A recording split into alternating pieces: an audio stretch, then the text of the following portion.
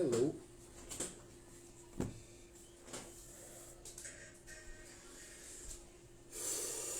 Boa noite.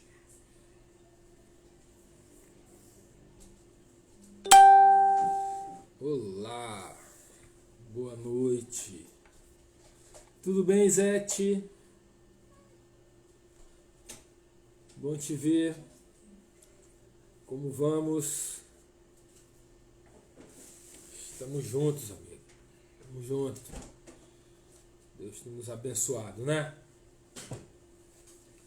Estamos aqui firmes e fortes. Deus tem sido conosco.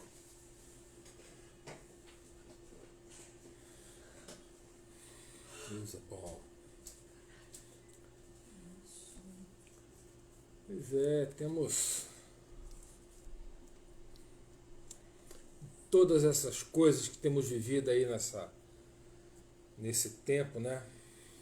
De tantas mortes, tantas notícias ruins chegando, de quantas pessoas próximas a gente tem passado por problemas, mas Deus é conosco, né? Ô Maurício Correia, Gustavo Correia, grande. E aí, Maurício, como é que tá a gente?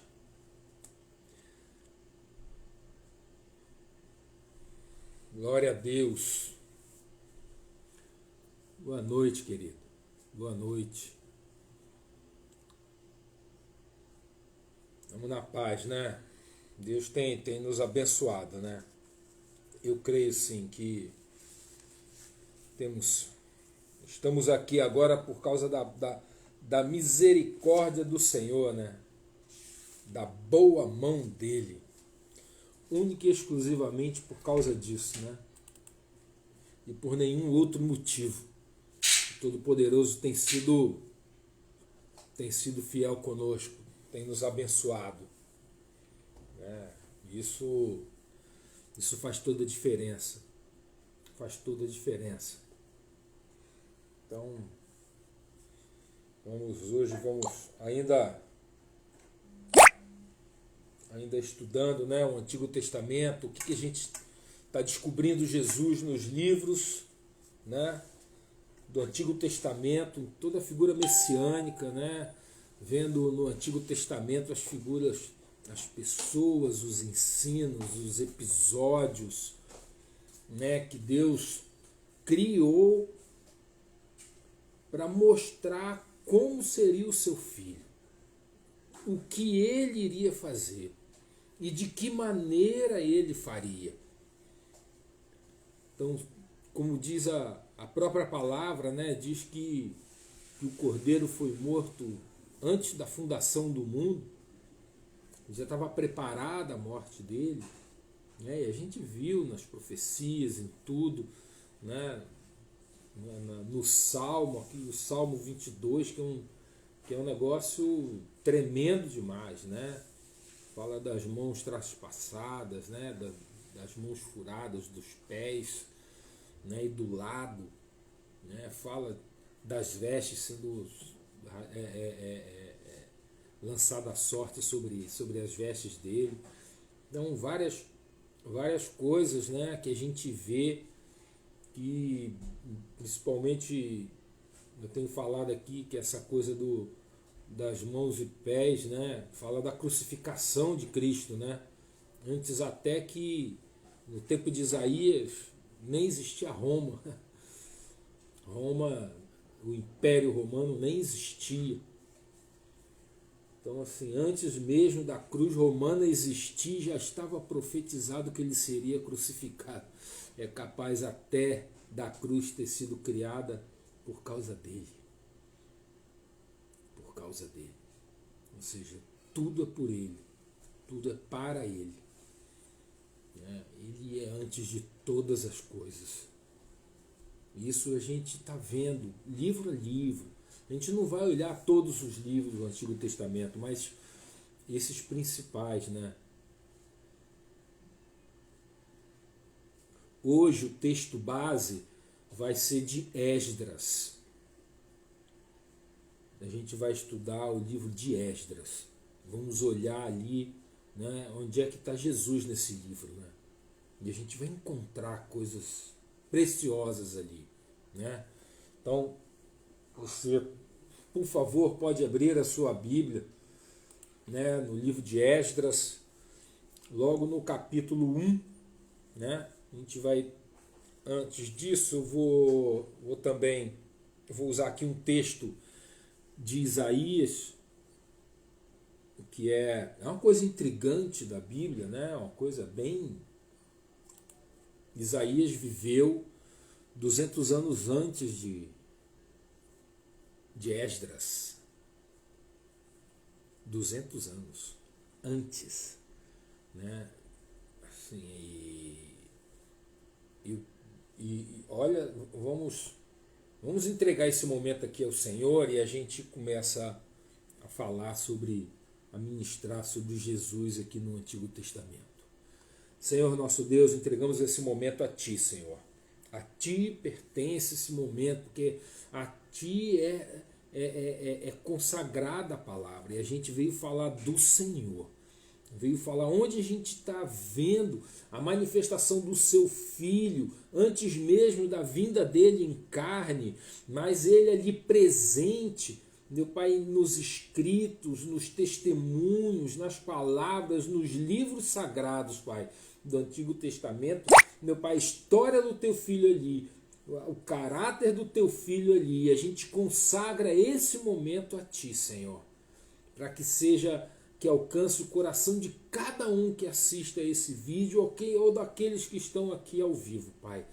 Que seja poderoso, Pai, poderoso a Tua ministração no coração deles, em nome de Jesus. Amém. Isaías 44, 28 diz assim: Que digo de Ciro? Ele é meu pastor e cumprirá tudo o que me apraz. Que digo também de Jerusalém? Será edificada, e do templo será fundado. Isaías 45, 1. Assim diz o Senhor a seu ungido, a Ciro, a quem tomo pela mão direita, para abater as nações ante a sua face, e para descingir os lombos dos reis, e para abrir diante dele as portas que não se fecharão. Eu irei adiante de ti, endireitarei os caminhos tortuosos, quebrarei as portas de bronze e despedaçarei as trancas de ferro. Dar-te-ei os tesouros escondidos e as riquezas encobertas, para que saibas que eu sou o Senhor, o Deus de Israel, que te chama pelo teu nome. Por amor do meu servo Jacó e de Israel, meu escolhido, eu te chamei pelo teu nome e te pus o sobrenome, ainda que não me conheces. Eu sou o Senhor e não há outro além de mim. Não há Deus. Eu te cingirei, ainda que não me conheces, para que saiba até o nascente do sol e até o poente, que além de mim não há outro. Eu sou o Senhor e não há outro. Eu formo a luz, eu crio as trevas, faço a paz e crio o mal. Eu, o Senhor, faço todas estas coisas. Assim diz o Senhor a seu ungido, a Ciro.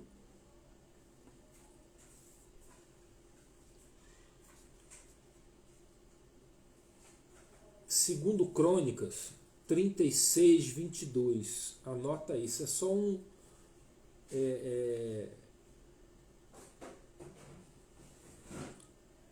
Porém, no primeiro ano de Ciro, rei da Pérsia, para que se cumprisse a palavra do Senhor por boca de Jeremias, despertou o Senhor o espírito de Ciro, rei da Pérsia, o qual fez passar pregão por todo o seu reino, como também por escrito, dizendo: assim diz Ciro, rei da Pérsia: o Senhor, Deus dos céus, me deu todos os reinos da terra, e me encarregou de lhe edificar uma casa em Jerusalém, que está em Judá.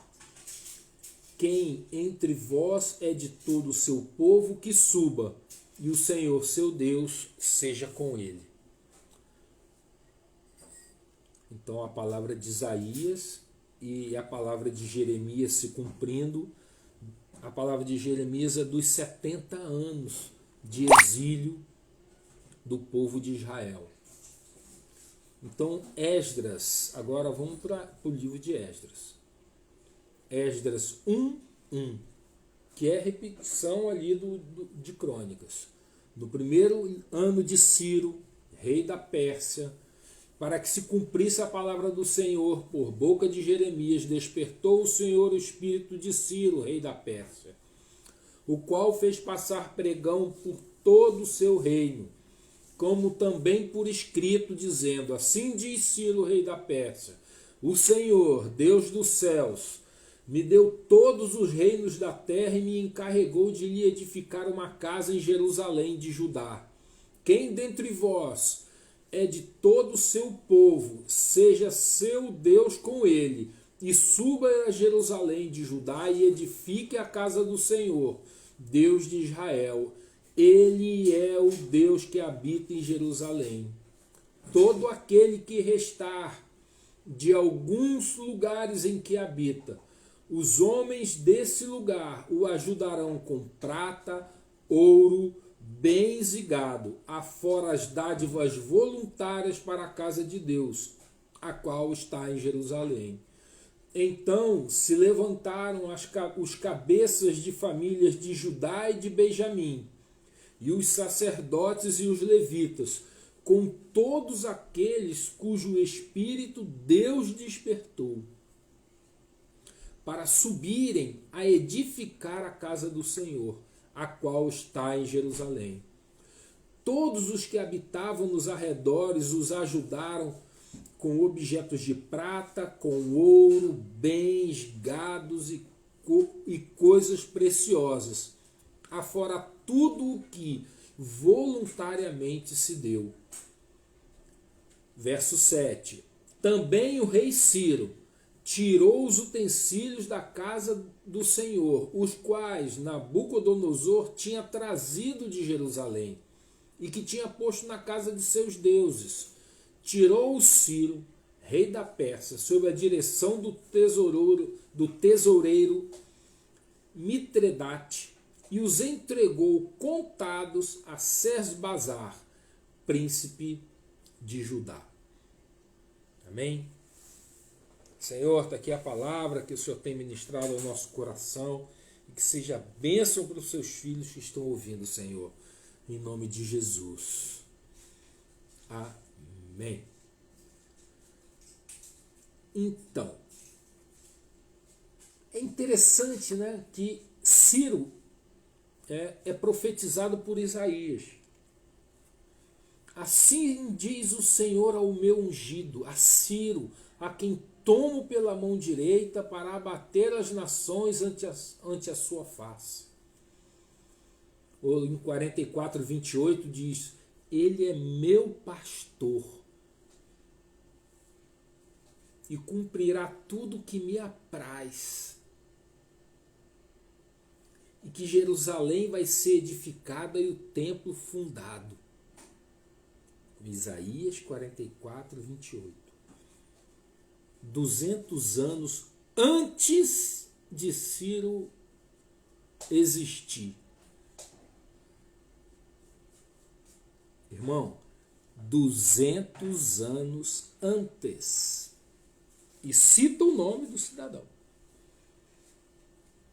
Profeta Isaías. Isso é muito poderoso. Assim,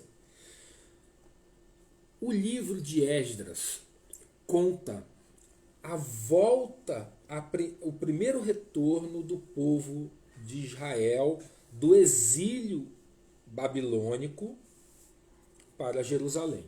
Deixa eu falar um pouquinho de Ciro para você entender quem era Ciro.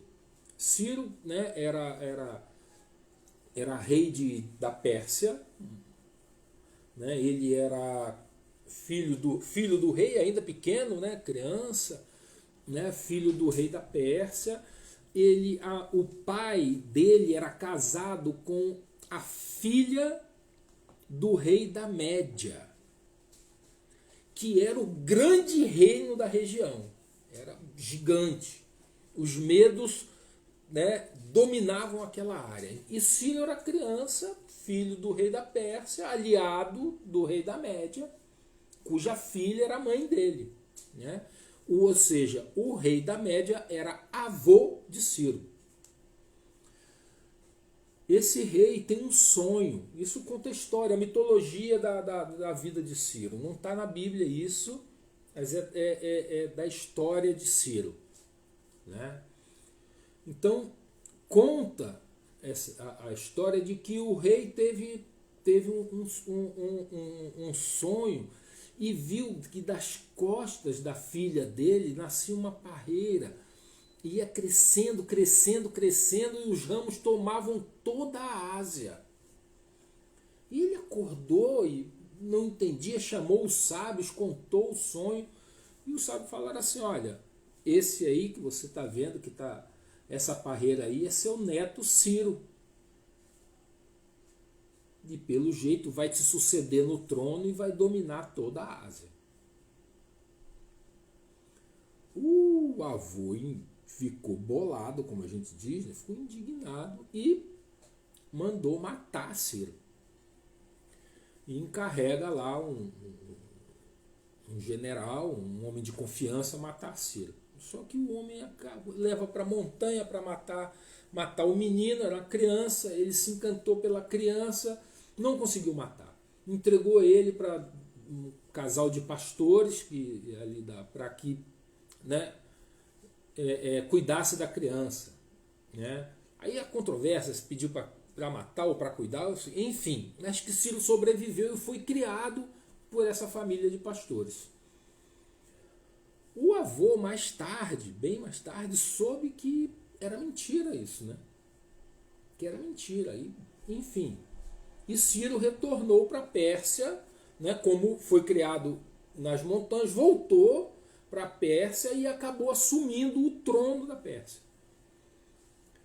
E, enfim, o reino dele foi crescendo, invadindo outros lugares, outras nações, outros reinos, inclusive, e venceu o avô. E se cumpriu, né, o sonho que o avô tinha tido. Ele conquistou a Média, que era o maior império dali da região, um reino enorme, mas ele ainda não tinha tomado Babilônia. Ainda faltava Babilônia, né? E ele, em 539 a.C., ele consegue vencer, através de uma estratégia. Conta que ele desviou o rio Eufrates para um lago que existia perto, e que o rio Eufrates protegia a cidade, né? Impedia a chegada de exércitos, apesar de Ciro ter cercado, não conseguia entrar nas muralhas né, da cidade. E ele, através dessa estratégia, conseguiu que o seu exército entrasse pelo leito do rio, entrou, e os soldados da Babilônia não viram. Nesse episódio, conta lá no livro de Daniel, que, para você ver, o rei de Babilônia estava dando uma festa e usando os utensílios da casa do Senhor, né? E o Senhor, uma mão escreve na parede um dito, e ninguém conseguia decifrar. Daniel foi lá, decifrou e falou assim: hoje mesmo acaba o seu reino. E naquela noite, Ciro entrou na fortaleza e matou o rei, né? Matou não, aprisionou, né? E assim, para você ver, né, ele conquistou tudo. Não houve, ele foi o maior conquistador da época dele. O reino dele da época foi o maior de todos. Óbvio que teve Alexandre depois teve Roma, mas foram posteriores a Ciro, né? Então o reino da Pérsia não houve como ele, um conquistador como ele, né? Até o tempo dele. E veja que a forma como a palavra chama Ciro, isso é uma coisa muito interessante, né? Ciro, Deus trata Ciro em Isaías 45:1, fala assim: assim diz o Senhor ao meu ungido. Meu ungido é meu Messias. É muito forte isso. Assim diz o Senhor ao meu ungido, ao seu ungido, a quem tomo pela mão direita, para abater as nações ante a sua face. Ou seja, ele conquistou tudo, se cumprindo a palavra, né? E é algo assim que é profetizado tudo isso 150 anos antes, né? Por Isaías, 200 anos, 150 anos, e de que ele conquistaria tudo aquilo, e que diz ali a palavra em Jeremias que duraria exatamente, né, duraria o tempo de 70 anos. Né?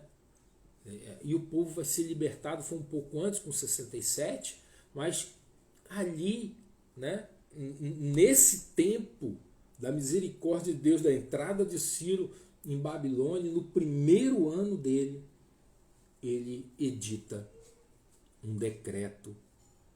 E o decreto, a gente fala do decreto da libertação do povo de Israel, mas o decreto, a gente viu ali, você vê que o decreto, ele diz assim: o Senhor, o Deus dos céus, deu-me todos os reinos da terra e designou-me para construir um templo para ele em Jerusalém de Judá. Ele não fala que o Deus do céu mandou libertar os cativos de Judá. Não é isso que ele está falando. Ele está falando que o objetivo que Deus levantou ele para construir o templo da adoração.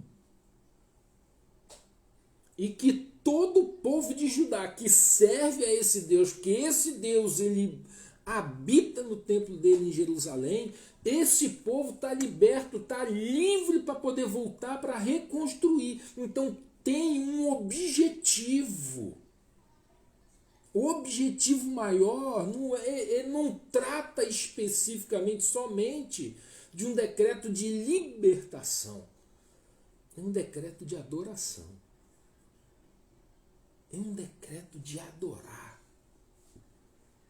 E que a adoração, o motivo pela qual, né, esse decreto existe, que é para construir o templo da adoração, esse objetivo, esse propósito liberta o povo. Percebe? Que tem um objetivo e uma consequência. O objetivo é um do decreto, a consequência é outra. O objetivo é a adoração. Porque Deus, vou ler de novo para você. Olha, o Deus dos céus deu-me todos os reinos da terra e designou-me para construir um templo para ele em Jerusalém de Judá. Ele designou para isso. Esse é o objetivo. Ora,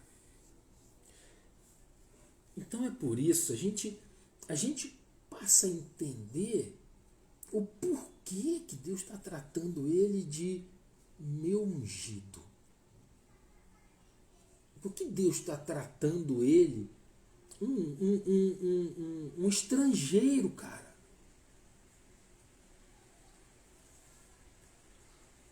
Um estrangeiro. Assim, e Deus trata ele, além de meu ungido, né? Ele trata ele como aquele que me apraz. Aquele que faz a minha vontade me apraz. Meu ungido, faz a minha vontade. Cara, de quem mais ele falou isso, hein? De quem mais ele falou isso? Não é? Assim, e chama ele de meu pastor. Amado, está aqui no livro de Isaías, eu li para você. E foi dito muito tempo antes de existir Ciro. Deus preparou ele. Preparou Ciro com esse propósito. Que restabelecesse após o exílio, porque o exílio foi traumático para aquele povo. O exílio foi assim, foi algo muito forte do povo de Deus, que um dia tinha sido escravo, que tinha se libertado, que passou 40 anos no deserto, entrou na terra prometida e voltou de novo às práticas erradas. E eles são exilados em Babilônia. O retorno tinha que ser maravilhoso também, como foi o retorno do Egito. Tinha que ser por algo tremendo. E Deus levanta um estrangeiro. Deus levanta alguém de fora para fazer esse papel. Para que o povo, o próprio povo, soubesse de que é o que ele insiste em dizer aqui. Porque eu sou Deus. Eu faço todas as coisas. E já profetiza em Ciro de que o estrangeiro também serve a Deus e faz a sua vontade, como eu e como você. Que fora do povo de Israel nós somos também dele. Pois ele nos chamou, assim como um dia chamou Ciro. Ele fala que endireitarei os caminhos, assim como endireitou os nossos. Não é verdade? Ciro aqui cumpre um papel messiânico no sentido de libertar, restaurar templo, adoração. Alguém que traça as metas, propõe o que deve ser feito, cumpre um objetivo, dá todas as condições e manda executar. E dá todo o suporte para executar. Quem fez isso, cara? Se não foi o nosso Senhor. Então tem a mão, o dedo de Jesus nisso, cara. Tem Jesus nisso. Tem Jesus fazendo, está sendo profetizado como é o reino do Filho. E Deus usa um estrangeiro para mostrar para o povo dele. E quando chegou o momento, o povo não o reconheceu. Não o reconheceu. Então, assim,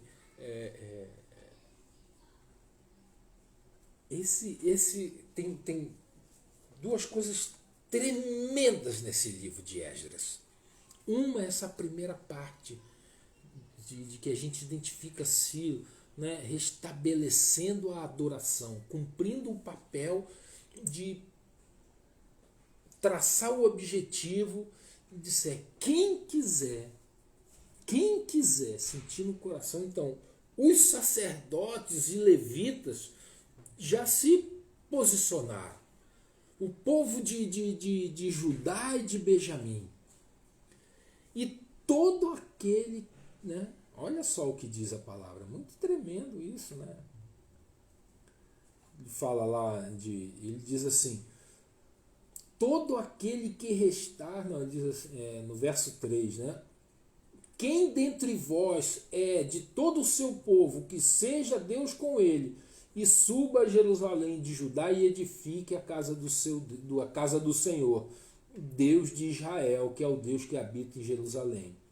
Aí ele diz assim, no verso 5, ó, então se levantaram os cabeças das famílias de Judá e Benjamim, e os sacerdotes e os levitas, com todos aqueles cujo espírito Deus despertou, para subirem a edificar a casa do Senhor. Não voltou todo mundo. Não foram expulsos. Não, acabou. Tudo que é judeu, volta lá para Judá. Tchau, um abraço, saem daqui. Não. Quem quiser voltar para esse propósito, para reconstruir a casa do Senhor. Olha o propósito. Tem um propósito. Para reconstruir a casa do Senhor, esse volta. Para trabalhar nesse projeto. Esse volta agora. Pode voltar. Aqui tá bom. Tô aqui no exílio, mas tá tudo tranquilo. Daqui que eu vou voltar. Daqui que eu vou largar meu emprego aqui. Muita gente voltou, muita gente não voltou. Muita gente ficou. E voltou. Alguns voltaram depois. Outros não voltaram. Não quiseram voltar. Estavam muito bem lá e continuaram por lá. Né? Debaixo do reino da Pérsia, um reino enorme, próspero e tudo. Acharam melhor ficar por lá. E ficaram por lá. Muitos ficaram por lá. Espalhados pelo reino da Pérsia. Né? Espalhados. Ainda tinha Daniel. Daniel pegou o iniciozinho ainda trabalhando com Ciro, o início do reinado de Ciro. Até o primeiro ano, se eu não me engano. E depois ele saiu e já não trabalhava mais. Vamos dizer que ele se aposentou, né? Mas já não estava mais à frente, já não era aquele oficial destacado, né? Aquele funcionário de alta patente. Ele passou a tratar, ainda continuou em Babilônia. Ele continuou lá, porque diz até que ele tem profecias dele, tem relatos dele no ano 3 do reinado de Ciro, tem coisas até mais adiante, né? Para você ver, ele ficou lá. Mas muita gente ficou lá. Daniel nessa época já era velhinho, né? Ele chegou lá jovem e 70 anos durou o cativeiro. Então ele tinha para lá de 80, ele já tinha quase 90 anos. Mas é interessante essa coisa do voltar com o objetivo. E assim, e mais, o que Deus falou assim, olha, todo mundo que está à volta desse povo que vai voltar para construir a casa do Senhor, eu estou com esse objetivo e estou, né, devolveu tudo que era do templo, que estava, né, no tesouro lá da Babilônia, ele devolveu todos os utensílios do templo do Senhor. Ele falou, todo mundo que quiser, bem oferta, em prata, ouro, em tudo, né, alimento, o que for. E o povo voltou, alegre. Tremendo isso, né? Então, sim, o que eu estava falando, tem duas coisas tremendas de restauração nesse livro. Fala da adoração, que tempo de que Ciro, né, com esse objetivo, com esse decreto, e o povo volta para reconstruir o templo. O outro é a volta de Esdras, um mestre da palavra que volta com o objetivo de restaurar a palavra dentro do reino, de ensinar, de ensinar a lei, né? Ensinar conduta e eleger ou levantar juízes que julguem segundo a lei de Deus. Olha só.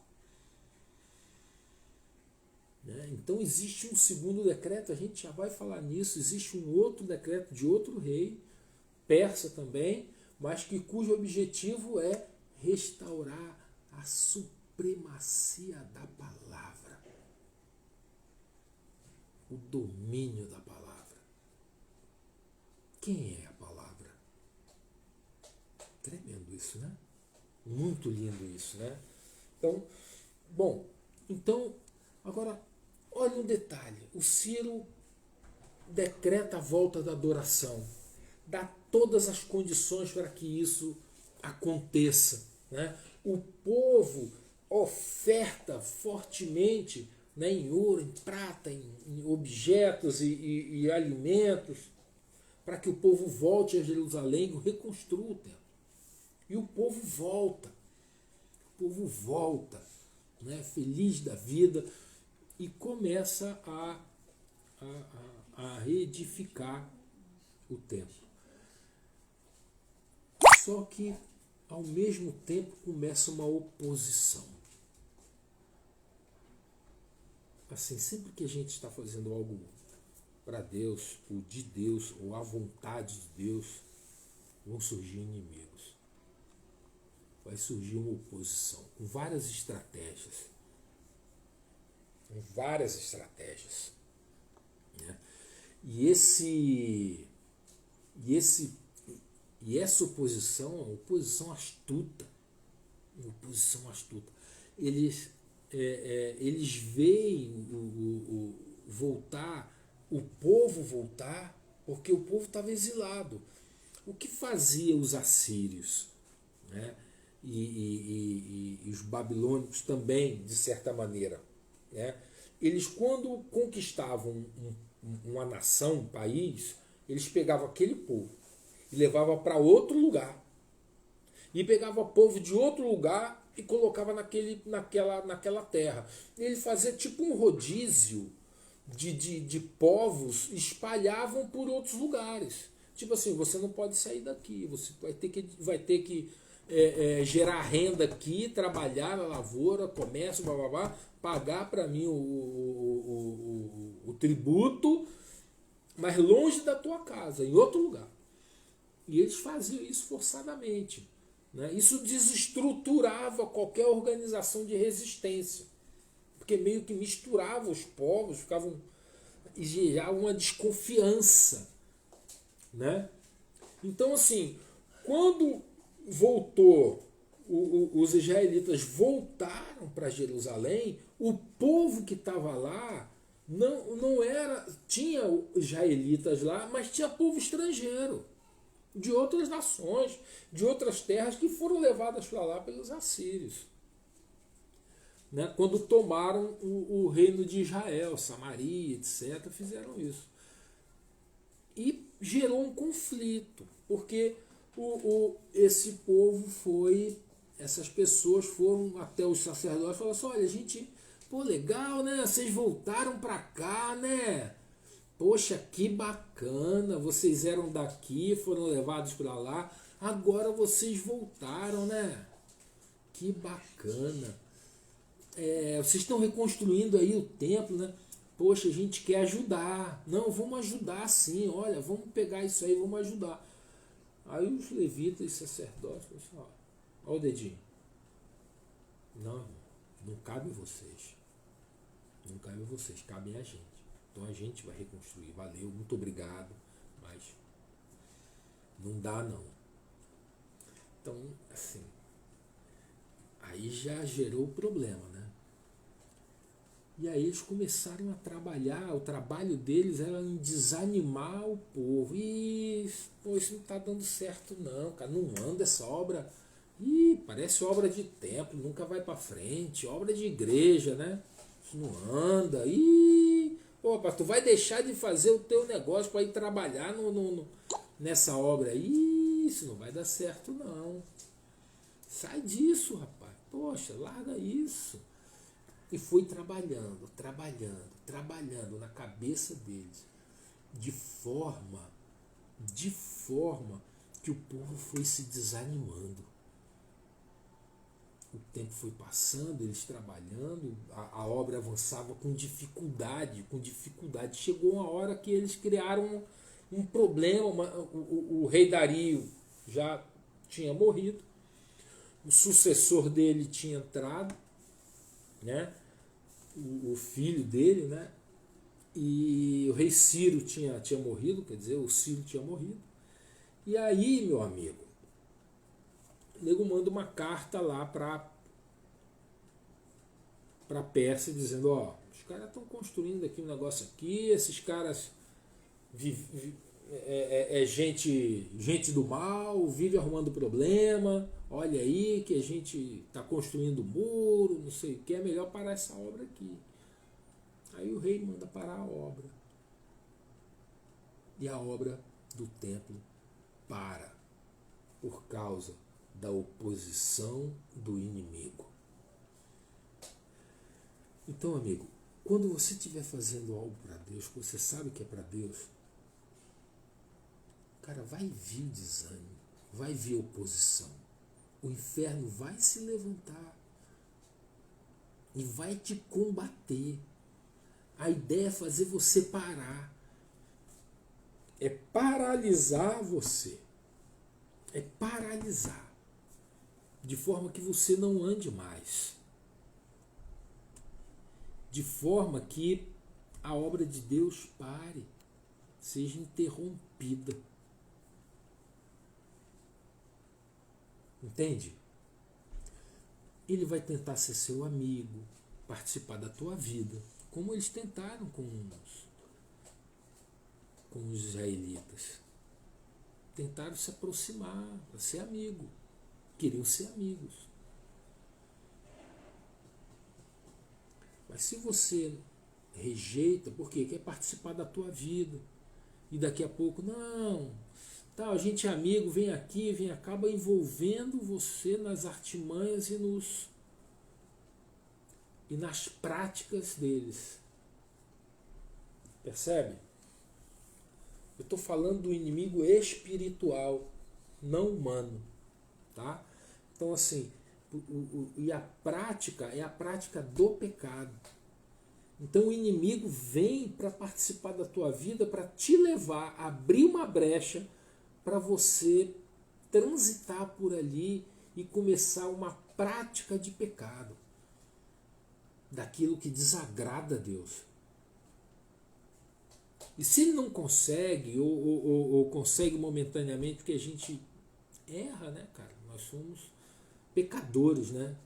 Mas que a gente se arrepende e não quer continuar naquele caminho e a gente rejeita aquela prática de pecado, a gente sai, assim como os israelitas rejeitaram a ajuda deles ou a participação deles, rejeita e não quer mais assunto, não tem mais espaço, aí vem a opressão e o desânimo. É o trabalho do inimigo, cara. Às vezes está desanimado, não sabe nem porquê, né? Ou às vezes vem uma opressão, uma tristeza, uma angústia, um abatimento. Você fala, poxa, mas da onde vem isso, cara? Para te desanimar, cara. É que para você parar de falar de Deus. E vem a acusação, mas como é que tu vai falar de Jesus? Tu tá aí mocambuzo, tu tá aí todo triste, tá aí desanimado, vai falar de Deus? Hipócrita. E te acusa. É estratégia do inimigo. Estratégia dele. Mas a gente não seguia por isso. A gente não seguia por isso. Se tem oposição, irmão, se tem oposição do inferno, é porque tu está no caminho certo. se o inferno se levanta contra ti, então você está no caminho certo. Persiste, persevera. Busca em Deus a fortaleza. Pede ajuda. Ora junto. Não desiste. Chama alguém para guerrear contigo. Chama alguém para guerrear contigo. Chama um irmão que guerreie contigo. Eles estavam todos juntos, e assim mesmo desânimo abateu a todos eles, para você ver como foi tenaz o trabalho do inimigo. O inimigo não brinca de ser inimigo. Satanás não brinca de ser diabo. Às vezes a gente esquece que é crente, às vezes a gente esquece que é servo do Deus vivo e se deixa abater, né? E se abate, e se entristece, se paralisa. É hora de se levantar contra esse inimigo. Amém? Não deixe que o abatimento, não deixe que a angústia, peça socorro, peça ajuda. Peça ajuda. Vamos orar juntos. Busque um irmão. Liga para ele, manda uma mensagem. Manda para mim, manda uma mensagem. Vamos orar, vamos buscar. Vamos resolver uma situação. Estou oprimido aqui, cara. Estou numa angústia danada, cara. Eu não sei nem de onde vem essa angústia. Às vezes eu me tomo assim, cara. Não sei nem de onde é. Eu falo, Valério, vamos orar aqui, cara. Vamos orar. A gente vem, ora, ela vem com óleo, unge, a gente ora junto. Oração de intercessão, de guerra, aquela oração forte, libertadora. Manda embora o maligno. E guerra. Mas tem que discernir, né? Tem que estar no discernimento. Porque não é natural. Você tem que ver que essas coisas, quando vêm sobre você, não são naturais. Muita gente quer levar para a naturalidade. É isso mesmo. Não sei o que. Não, cara. É espiritual, irmão. É o ataque do inimigo contra a sua vida se você está fazendo a obra. Se você está falando de Jesus, se você está agradando a Deus. Do testemunho de Ciro, aquele que me apraz, o meu ungido. Muito forte isso, cara. Isso é para nós, cara. Um estrangeiro também. É para nós. É para nós, é para mim, para você. Dizendo que Deus é conosco. Deus não faz acepção de pessoas. Não faz acepção de pessoas. É aquele que faz a vontade dele, que busca ele e que se esforça para estar debaixo da vontade dele, cheio do conhecimento da vontade, esse tem o favor dele, cara, proteção dele. É tremendo isso, né? Então, assim, a gente já falou da restauração, né? Que eu botei aqui na frente do relógio. Restauração da adoração. E essa restauração da adoração é poderosíssima, né? Agora, vamos olhar aqui. A oposição parou a obra. Aí, mas o povo de Israel chegou uma hora e falou assim, a gente tem um decreto do Ciro para continuar, para fazer. O objetivo é adorar. O objetivo, a gente está aqui, não viemos aqui passear. A gente veio aqui para um mandato, um decreto do rei da Pérsia. Vamos cumprir. A gente não está edificando a minha casa, estamos edificando a casa do Senhor e fomos convocados para isso, vamos edificar. Apesar de ter uma ordenação para parar, para ver o que vai fazer. Mas eles continuam a obra. E aí é escrita uma outra carta, né? Agora, essa outra carta, ela chega chega às mãos do rei da Pérsia, e ele fala, bom, vamos ver se tem esse decreto de Ciro realmente. E, obviamente, existia. E vem a resposta do rei da Síria, da Pérsia. A resposta dele não poderia ser melhor. Ele fala assim, olha, libera eles, que eles construam todo o templo. E para você que me mandou a carta, vocês que me mandaram a carta, olha, vocês agora vão suprir eles de tudo que eles quiserem. Prata, ouro, alimento, cordeiro, carneiro, gado, tudo que eles precisarem lá para o templo, vocês vão tirar dos impostos que vocês pagam para suprir a eles. E que não falte nada. Olha lá, hein? Não falte nada. Ou seja, saiu melhor ainda. Assim, então, não só mandou construir, quanto deu todos os recursos necessários ainda para a continuação da obra. Deus é demais, né? Deus é tremendo. Tremendo, tremendo. Apesar da oposição do inimigo contra mim, contra você, a resposta que a gente obtém do nosso Deus é essa: envergonhar o inimigo e honrar aquele que está debaixo da palavra, que está debaixo da obediência, que está seguindo ao Senhor Jesus Cristo. É isso, cara. Esse livro conta essa história de fidelidade, de obediência. Tem resposta. Tem resposta. Isso vai até o capítulo 5. A partir do capítulo 6 do livro de Esdras é a chegada de Esdras. E eu vou ler aqui um pedacinho para vocês. E aqui tem um decreto do rei Dario, né? Um outro decreto para que para o retorno de Esdras. E diz assim: o rei Dario mandou então... não, isso aqui já é a resposta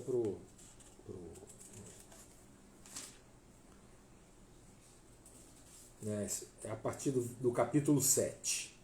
Né? Esdras vai voltar e tem um decreto, uma carta, né, do rei Artaxerxes, né, enviando Esdras de volta. E diz assim, Artaxerxes, rei dos reis, ao sacerdote Esdras, escriba da lei do Deus dos céus. Estou decretando, ele diz assim, paz e prosperidade. Estou decretando que qualquer israelita no meu reino, inclusive dentre os sacerdotes e levitas, que desejar ir a Jerusalém com você, poderá fazê-lo. Você está sendo enviado pelo rei e por seus 7 conselheiros para fazer uma investigação em Judá e em Jerusalém com respeito à lei do seu Deus que está em suas mãos. Fazer uma investigação, um estudo da palavra. Além disso, você levará a prata e o ouro que o rei e os seus conselheiros voluntariamente ofereceram ao Deus de Israel, cuja habitação está em Jerusalém. Além de toda a prata e todo o ouro que você receber da província da Babilônia, como também as ofertas voluntárias do povo e dos sacerdotes para o templo do Deus deles em Jerusalém. Com esse dinheiro, compre novilhos, carneiros, cordeiros, o que for necessário para suas ofertas de cereal e de bebida, e sacrifique-os no altar do templo do seu Deus em Jerusalém. Né? Verso 18. Né? Eu li aqui do 7 a partir do verso 12, agora estou no 18. Você e seus irmãos poderão fazer o que acharem melhor com o restante da prata e do ouro, de acordo com a vontade do seu Deus. Que é isso? Entregue ao Deus de Jerusalém todos os utensílios que foram confiados a você para o culto no templo de seu Deus e todas as demais despesas necessárias com relação ao templo de seu Deus sejam pagas pelo tesouro real. Agora eu, o rei Artaxerxes, ordeno todos os tesoureiros dos territórios situados a oeste do Eufrates que forneçam tudo o que lhe solicitar o sacerdote Esdras. Olha só. E mais adiante, no verso 25, e você, Esdras, com a sabedoria que o seu Deus lhe deu, nomeie magistrados e juízes para ministrarem a justiça a todo o povo do território situado a oeste do Eufrates, a todos os que conhecem as leis do seu Deus, e aos que não as conhecem, você deverá ensiná-las. Entendeu? Aqueles que não conhecem as leis do Senhor, Esdras e sua equipe deveria ensiná-las. Amado, então a gente vê a adoração, a gente vê a supremacia, a volta da palavra que o rei manda aqui, que Esdras volte, e que fala que Esdras implemente a justiça que tem na palavra a todo o território a oeste. Não está dizendo só Judá e Jerusalém, a oeste do Eufrates. E mais, que levante juízes e magistrados para ministrarem a justiça baseado na lei de Deus, cara. É muito forte isso. Quando Jesus veio, isso estava perdido, cara. A humanidade estava perdida. Os próprios sacerdotes, a gente sabe disso. Né? A gente viu que a grande luta de Jesus era contra os sacerdotes, os fariseus, escribas da lei, escribas como Esdras. Pessoas que eram como Esdras, mas não tinham o mesmo coração. Esses rejeitaram o filho, cara. Para você ver como eles se perderam novamente. E o Senhor Jesus veio, voltou. Ele veio, né? A segunda volta ainda vai acontecer, ele veio e restabeleceu a adoração a Deus da maneira certa. Ao Deus do céu, em espírito e em verdade. Estabeleceu a justiça, porque ele pagou todos os pecados. Percebe que todo esse propósito aqui é o ministério de Jesus, do que ele fez ali na cruz, cara. A adoração. A palavra. Ele é o verbo. A justiça. Ele é a justiça de Deus. É o que fala dele. É o que fala dele, meu irmão. E mais, Esdras deveria ensinar a palavra. O que é isso? Para quem não conhece, o que é isso? Que não é um evangelismo? Qual é a semelhança dessa passagem com ide e pregai o evangelho a toda criatura?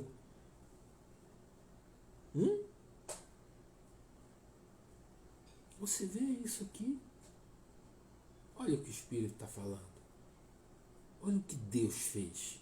Olha como em passagens vindas, escritas por um rei ímpio, cara.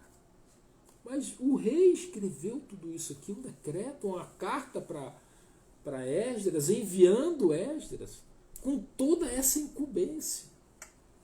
E que esse final aqui, de ensinar a palavra, esse ensino da palavra é a mesma incumbência que cabe a nós, a mim e a você.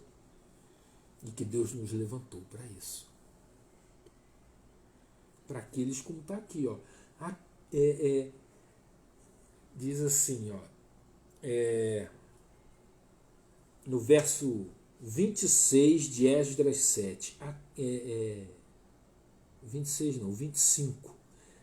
E você, Esdras, com a sabedoria que Deus lhe deu, nomeie magistrados e juízos para ministrarem a justiça. Ministrarem quem? Jesus. A todo o povo do seu território situado a oeste do Eufrates, ou seja, todo o ocidente. Se a gente tiver o Eufrates como do Eufrates para cá, é o ocidente, irmão. A todos os que conhecem as leis do seu Deus e aos que não as conhecem, você deverá ensiná-las. Demais, hein? Te esperava por uma dessa, meu amado. Hein? Essa carta é pra gente, cara. Essa carta é pra mim e pra você também. Estabelecer a justiça. E ensinar a todos. E aquele que não conhecer a palavra, a gente deve ensiná-la. Muito forte. Muito forte.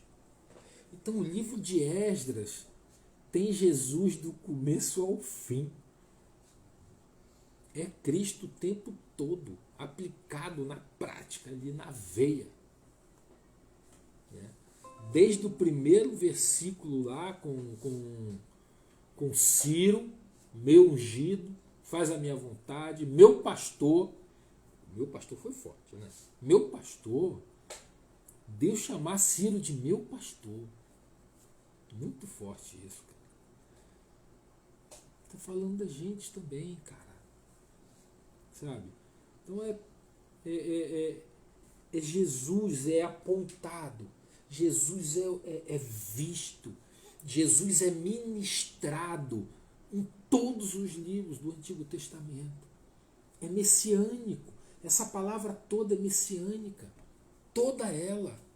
Da adoração, do restabelecimento da adoração, do restabelecimento da palavra, do restabelecimento do culto, do restabelecimento da justiça de Deus, da justiça da palavra, da misericórdia, do amor, da compaixão. Da compaixão. É disso que está tratando, cara. E mais, e para aquele que não conhece o Deus do céu, aprender dele. Muito forte, amado, muito forte. Eu vou ficar por aqui, senão isso vai demorar muito tempo. Mas eu queria que você, novamente, queria te desafiar. Pega esse livro de Esdras e comece a ler segundo essa ótica. Comece a ler e veja como Deus restaura o povo que volta. Como é essa restauração desse povo? Né? E foi a obra que Jesus Cristo fez. Libertou, restaurou. Nos trouxe a adoração verdadeira no Espírito e em verdade. Nos ensinou isso. E para todos aqueles que formou o time dele, ou seja, os apóstolos são esses magistrados e juízes que se levantaram, foram levantados, cara. E aqui a gente no Novo Testamento está lendo sobre eles, do que eles viram perto desse Messias verdadeiro, o real, o que foi apontado em Esdras e que realmente veio, né, no cumprimento da palavra e da profecia de Deus, mas que já estava preparado antes da fundação do mundo. E esses apóstolos lançaram esse fundamento, né? Por isso que a gente fala do fundamento dos apóstolos. E eles ministraram sobre nós e continuam ministrando. E aqueles aos quais não conheciam foram ensinados e até hoje são ensinados. E que a gente possa dar prosseguimento a essa obra, porque a obra não parou. Essa obra ainda não parou. Ainda está em curso, pois cabe a nós, para aqueles que não conhecem a palavra, a gente ensinar da compaixão, do amor, da misericórdia de Deus. Amém? Queria deixar um beijo grande para vocês, né? Maria, Hildon Carrapito, meu irmão. Fala, Dudu. Saudade de você, meu querido. Saudade de você, Dudu. Maria Oliveira, Thaís, Maurício, grande Maurício. Rosemary, minha amiga. Meu pastor, pastorzão, ô pastorzão. Né? Glória a Deus. Né? Thalita. Oi, glória a Deus pela vida de vocês, sabe? Deus é bom. Gustavo, Aurizete, um grande beijo. Né? Da parte do Face eu não estou conseguindo ver aqui quem está aqui. Interessante, por que será? Manda uma mensagem aí, irmão, para eu poder ver você, irmão. Glória a Deus. Que Deus abençoe vocês. E eu quero orar por vocês agora. Orar poderosamente para que Deus restaure todas as coisas que tem para restaurar no teu coração. Que você não deixe que o desânimo, nada, nenhum artifício do inimigo seja empecilho para que você ensine essa palavra e fale dela. Amém? Deus poderoso. Pai, em nome do Senhor Jesus, eu quero hoje abençoar todo irmão que está aqui hoje ouvindo essa palavra, Senhor.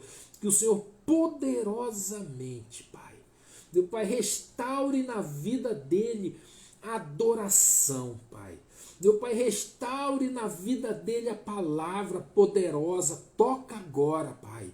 Meu Pai, vai lá e toca na vida desse homem, dessa mulher. Restaura a adoração entre os dele para contigo, na palavra, a ministração da palavra, que o seu Espírito Santo seja poderoso na vida dele. Meu Pai, que a justiça, o sol da justiça brilhe na vida dele, meu Pai, desse irmão, dessa irmã, oh Deus amado, e que essa palavra seja frutificada, que frutifique, Senhor, que seja um rio a jorrar de dentro dele, no Espírito, Senhor. Ah, Deus poderoso, e se há alguém aqui hoje, ao vivo, ou mesmo, Pai, assistindo o vídeo depois, que nunca fez uma oração de entrega, de confissão, meu Pai, que ele possa, meu Pai, repetir essas palavras comigo. Aí você diga o seu nome, André, né? Eu, André, faço do Senhor Jesus Cristo meu único Senhor e Salvador da minha vida. E entrego totalmente os meus caminhos a Ele, para que Ele me conduza na palavra, na compaixão, no amor, no perdão, no arrependimento. Que o Senhor Jesus conduza a minha vida no bom caminho, em nome do Senhor Jesus. Amém. Que o Senhor te abençoe e te guarde, e faça resplandecer a luz do seu rosto sobre ti e que tenha misericórdia da sua vida. Amém? Jesus te abençoe, meu querido. Um grande abraço e que o Senhor te abençoe. Amém.